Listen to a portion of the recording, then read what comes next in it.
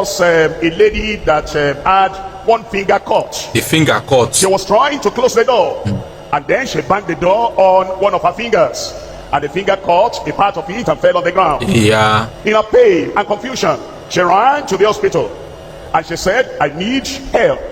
When they saw the hand, they said, where is the part that cut off? And she said, it's in the house. They sent somebody to the house and picked it up. They said they couldn't sew it again because it's taking some time. Yeah. Then she went to another hospital, a Chinese hospital. They told her the same thing. She was very sorrowful. And then she came back home. She spoke to the sister leading the women there, the wife of the pastor. And eventually, they encouraged her. Doctor says it's not sickness. It's just that finger is caught. Hey. And eventually, we're having a program here at the headquarters. There is power at the headquarters. And we're transmitting the program like we're doing tonight. And she said, here is my finger.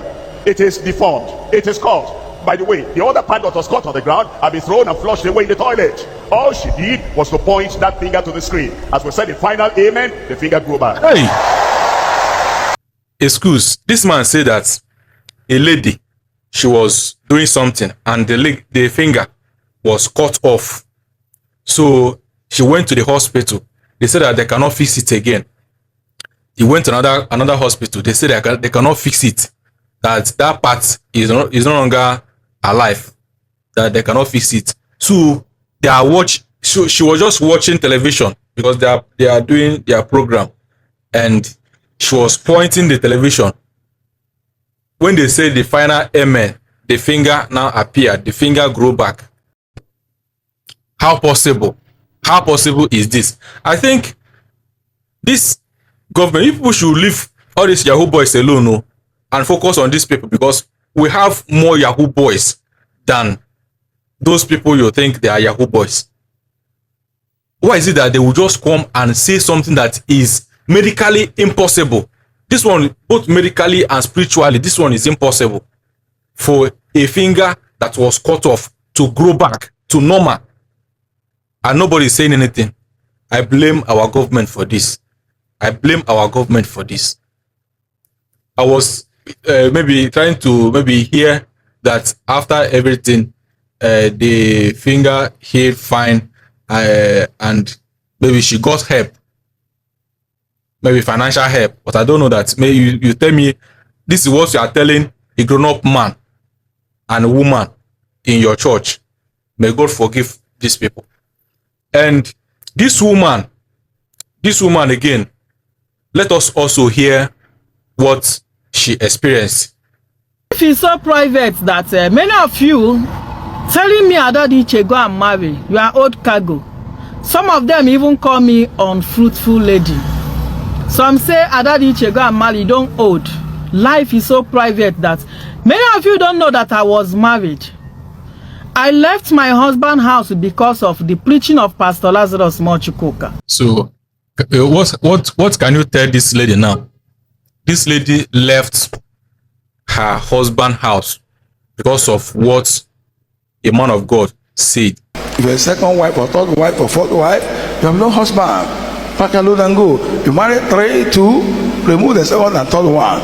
Until there, do your part with the first wife, amen, or the first husband. Amen their ways. Tomorrow may be too late. You see the problem. You see the problem. See, these people, sometimes you just come out and say whatever thing that comes to your mind. Leave that time that as a child of God, I want to make heaven. I don't want anything that will stop me from making heaven. So that preaching touched me that day. I get home. I called the man. I told him, look at what my pastor said. He said no, that it will not happen. This is just something that a man just stand on his pulpit making his money. I said no, I want to make heaven. That is how I packed my bag and baggages. I left the man house. Which verse did this man read before telling the members this thing? So that is one thing. You see, we have been talking about government for a very long time. We still have other people that we have not started talking about, which is these people. Get the point?